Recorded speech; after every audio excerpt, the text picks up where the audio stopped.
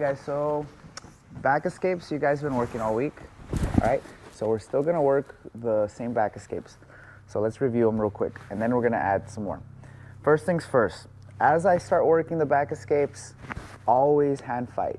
You should not be worrying about points. Who cares about points? Because at the end of the day, if I'm worried about points, he's gonna choke me or punch me. So be very careful about the hand attack. Wrist control, sleeve control, always moving. And if you can, use your arm to pin his arm. So that way it's harder for him to escape. So now I'm working 1, 2, and 3, like this. And then 4, like I'm here.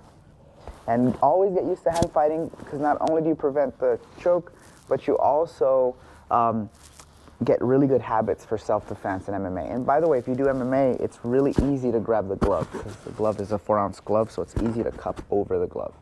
Actually easier than the gi, because I've trained both. It's pretty comforting. That's why you don't see a lot of rear naked chokes in MMA, because the gloves are too thick.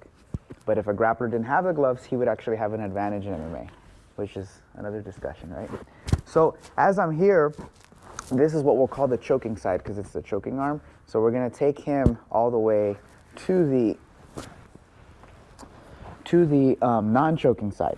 So as I start controlling the choking side arm, I start going back to the non-choking side. My hips are lined up with his hips. I'm gonna turn my hips this way, like so. So now my hips are aligned with the wall. I'm sorry, with the ceiling or with the floor.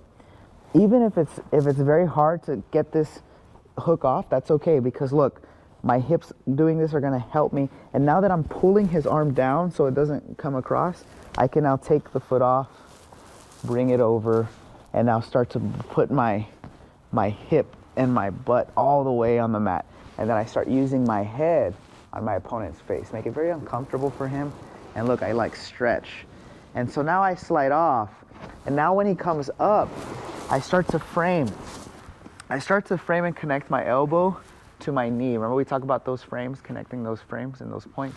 So now, if I don't do that connection, he can re-wrap, he can go to mount, and it's a very bad position, and we see this a lot.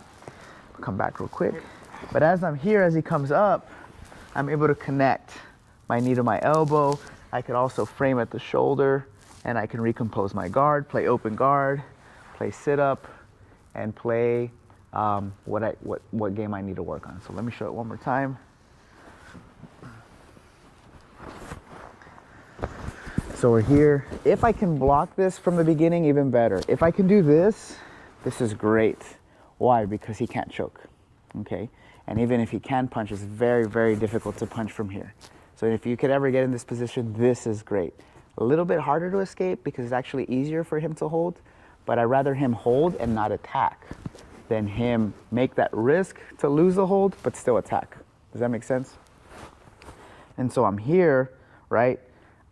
Let's say he gets the arm out, starts trying to choke, I catch it, and look, I bring it down. I don't bring it across as he could choke, I bring it down, and now I turn, and I start to smother him a little bit. Now like I turn my hips. As I turn my hips, I can start working. Now the other detail I forgot to mention is make sure this is in between your legs and you're pinching your knees. Okay, you could even go over it if you want. You don't have to, because if you don't, he's gonna easily go to mount from here. And then I'm screwed. I'm in a bad position. So as soon as I start coming out, I pinch the knees, I'm holding, right? Start to put my back on the mat. And so now he has no choice. He starts coming up, I connect my knee to my elbow, I frame, I have wrist control, and now I can bring him back to my center in my guard, whether it's closed guard, open guard, butterfly, or whatever, okay?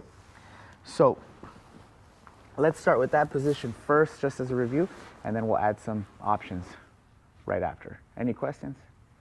All right, let's do it, guys. 1, 2, 3.